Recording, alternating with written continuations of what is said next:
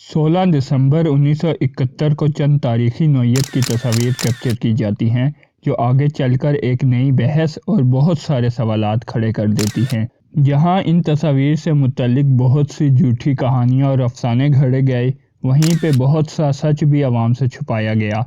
अब ये हाल है कि जब जब 16 दिसंबर करीब आती है तो लोग इन तस्वीर से जुड़े वाक़यात को कुरेदना शुरू करते हैं, मगर कुछ हासिल नहीं कर पाते। क्या है इन पिक्चर्स की कहानी, कौन है इनमें मौजूद किरदार और क्या है इनका सच, चलिए जानते हैं इस वीडियो में।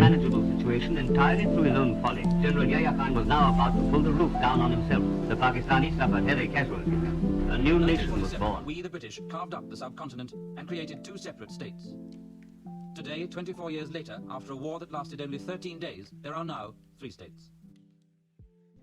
तो शुरुआत होती है 1947 में पार्टीशन से। बंगाल जो बड़े सगीर में नहायत अहमियत की हामिल एक रियासत हुआ करती थी, लेकिन जब पार्टीशन का वक्त आता है तो बंगाल के भी दो टुकड़े हो जाते हैं। इसकी वेस्टर्न साइड इंडिया का हिस्सा बनती है और मशरकी हिस्सा पाकिस्तान को ज्वाइन करता है, जिसे बाद में मशरकी बंगाल से तब्दील करके मशरकी पाकिस्तान कहा जाने लगता है। आज़ादी मिलते ही पाकिस्तान को जहां और बहुत से चैलेंजेस का सामना था, वहीं पॉलिटिकल इंस्टेबिलिटी भी पाकिस्तान को जकड़े हुए थी।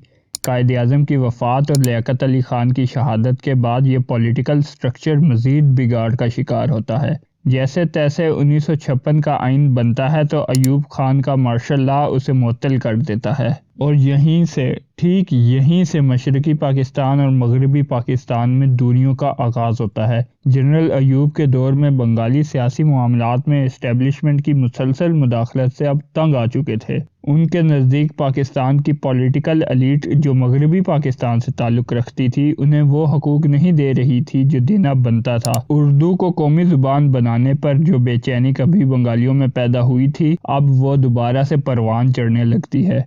मार्शल लॉ लगाने के बाद अयूब खान ने जब सदारती आइन को नाफिज करना चाहा तो बंगाल की जानिब से शदीद रद्द-ए-अमल को देखते हुए जनरल अयूब ने मशरकी पाकिस्तान के अलहदा हो जाने पर दिलचस्पी जाहिर की, जो सरासर पाकिस्तान तोड़ने की एक कोशिश थी जो पूरी ना हो सकी। ये लिख रहे हैं कि अयूब खान साहब के साथ डिस्कस करने के बाद उनकी तायद से उन्होंने एक Bengali member of the national assembly Ramizuddin से बात की कि हम कन्फेडरेशन बना लेते हैं या आप हमसे कोई और मामला तय कर लें, यानी कि हमारे से जान छुड़ाएं। तो उन्होंने कहा कि नहीं, हम पाकिस्तान है, तुमने जान छुड़ानी है तो तुम छुड़ा लो।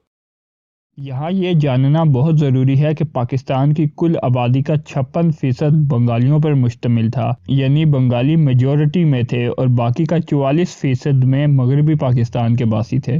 65 की जंग के बाद के बिगड़ते हालात को मद्देनज़र रखते हुए अवामी लीग के रहनुमा मुजीबुर रहमान 1966 में अपने 6 नुकाती सलूशन को पेश करते हैं, जो सरासर सेपरेटिस्ट डिमांड के मुतरादिफ था, मगर उसका बेसिक मकसद सिर्फ और सिर्फ 56 के आइन को बहाल करना था। इसके बरअक्स वो अयूब खान जो कभी खुद पाकिस्तान को तोड़ना चाहते से, शेख मुजीब की तजावीज़ को मुस्तरद करके 1968 में उन्हीं को मुल्क तोड़ने की साजिश के इल्ज़ाम पर गिरफ्तार कर लेते हैं। इल्ज़ाम साबित ना होने पर शेख मुजीब बरी होते हैं और मकबूलियत की बुलंदियों में पहुंच जाते हैं। On the other hand Ayub Khan की आवाम में मकबूलियत तेज़ी से ढलने लगती है।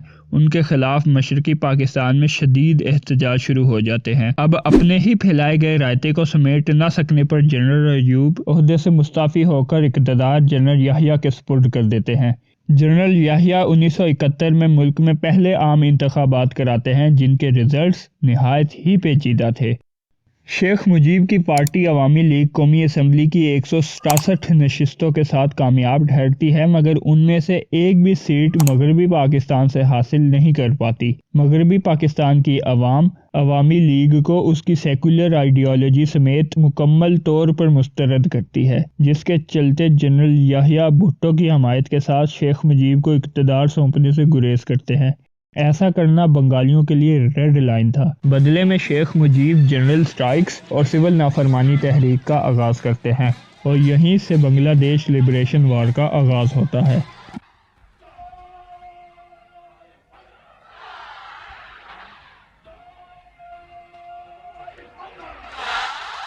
مشرقی پاکستان میں فسادات کا ایک نیا دور شروع ہوتا ہے، جس کے نتیجے میں مغربی پاکستان کو سپورٹ کرنے والے 300 سے زائد بہاری کمیونٹی کے لوگ انڈین آرمی سے تربیت یافتہ مکتی باہنی کے ہاتھوں ہلاک کر دیے جاتے ہیں۔ لہٰذا 25 مارچ 1971 کو پاکستان مکتی باہنی اور دیگر باغیوں کے خلاف ملٹری کریک ڈاؤن کا آغاز کرتا ہے اور شیخ مجیب گرفتار ہوتے ہیں، اور ٹھیک اگلے ہی دن 26 مارچ کو میجر ضیاء الرحمن مجیب الرحمان کے بیہاف پر بنگلہ دیش کی آزادی ڈکلیئر کر دیتے ہیں۔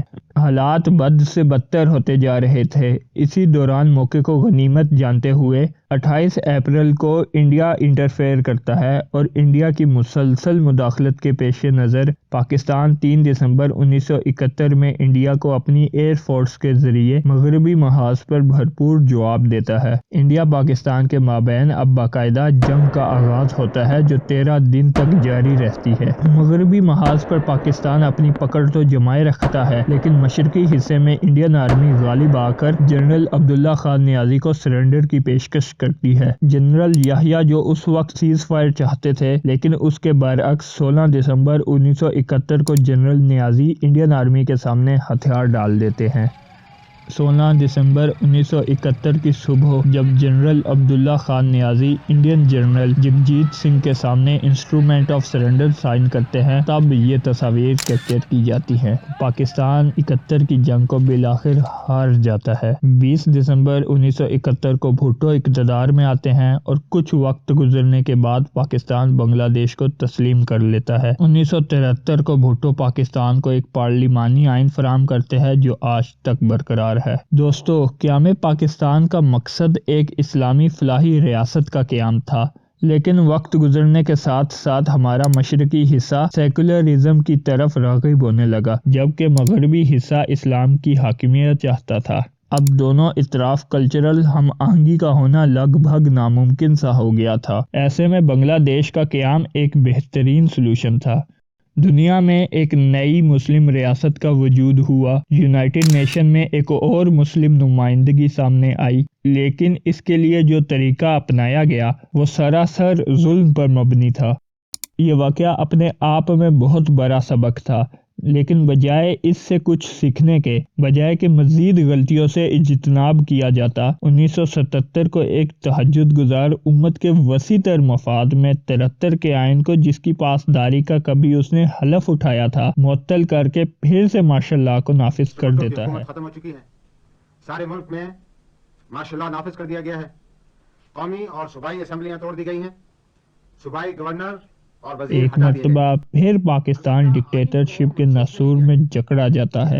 دوسری جانب بنگلہ دیش میں شیخ مجیب کا تختہ الٹ کر جنرل ضیاء الرحمان اقتدار میں قبضہ کر لیتے ہیں، وہی ضیاء الرحمان جن کا تذکرہ ہم اسی ویڈیو میں پیچھے کر چکے ہیں۔